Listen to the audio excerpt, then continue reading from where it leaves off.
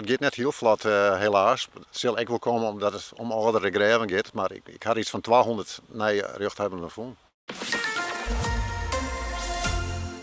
De gemeente Noord-Eerst-Friesland is door een actie op zoek naar de rechthebbenden van zo'n 4000 graven.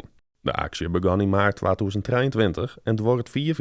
Onderwillens is de helft van die periode voorbij, maar ontnota binnen de maar 200 rechthebbenden voeren. Hoe kan het eens dat er zoveel gegevens ontbreken? Vroeger werd het meeste verhuizen, dan moesten ze het zelf strooien aan. Nou, dat deden ze vaak net. Of een rechthebbende kwam te overlijden en dat werd ook net strooien. Dus dan bleef het gewoon staan op een naam, ja, die persoon weer net meer in leven. Dus hier staat geen eigenaar begraven. Nevens Theo is het wel wichtig om deze rechthebbenden op te sporen. In eerste instantie is het is een persoonlijk plakje van iemand die stoorn is. Dus dat jet bij de familie. En die wil het vaak wel behouden.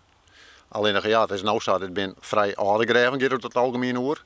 Dus ja, is er dan wel familie, of directe familie? Vaak ben het, oerbeppen, oerpaken, is het maar. Nijbesteden die kennen de meesten net eens meer. Maar voor u ben het dan eigenlijk, het is misschien een beetje raar zijn, maar loze plakjes.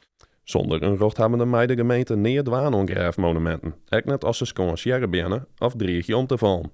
Omdat de graven geen eigendom van de gemeente binnen. Ook speel je financiën een rol. Maar wat baat er eens met de graven als geen in je zeggen vermeld?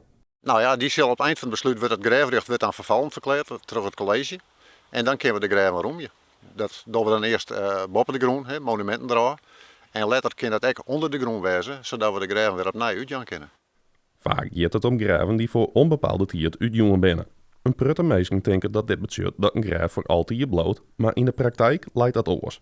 Nou ja, het graafrecht is destijds uitjongen voor onbepaalde tijd, maar wel op naam van een rechtspersoon.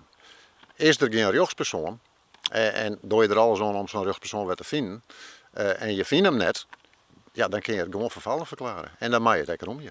RTV NOF maken jaren dit jaar een documentaire over dit onderwerp. Die had wel wat reactie op smitten. Ja, dat had wel een beetje geholpen. Want alle keren dat het weer even in de publiciteit komt, dan zijn er toch mensen die pikken het op. Of die vertellen het op een feestje, neem maar op. En in het geval van die uitsturing in februari, meende ik, had een dikke 40 zich toch weer meld. Of tenminste, dikke 40, in ieder geval van 40 graven. In de documentaire waard onder andere de zaak van Wim en Veronica belacht. Er waard uiteindelijk familie voeren, maar die koos ervoor om het graafrecht net over te nemen. Opvallend weer dat de naam van Wim en Veronica kwadling net meer op de lijsten staan. Dat had zich toch in gemeld, dus ik denk dat die persoon best om me praat had, die hebben we met ons praat. En die hier nog toch dacht van, nou, wij vinden het wel mooi dat het behouden blijft. En ik zelfs ook, want het is een prachtig graaf met een heel mooi, uniek monument. Dus daar had zich in je vermeld. Er worden dus wel rechthebbenden voor en gewoon graven komen weer op namen. Maar van een grote instroom is nog geen sprake. Op de website van de gemeente is te zien om hokke graven het nog gaat.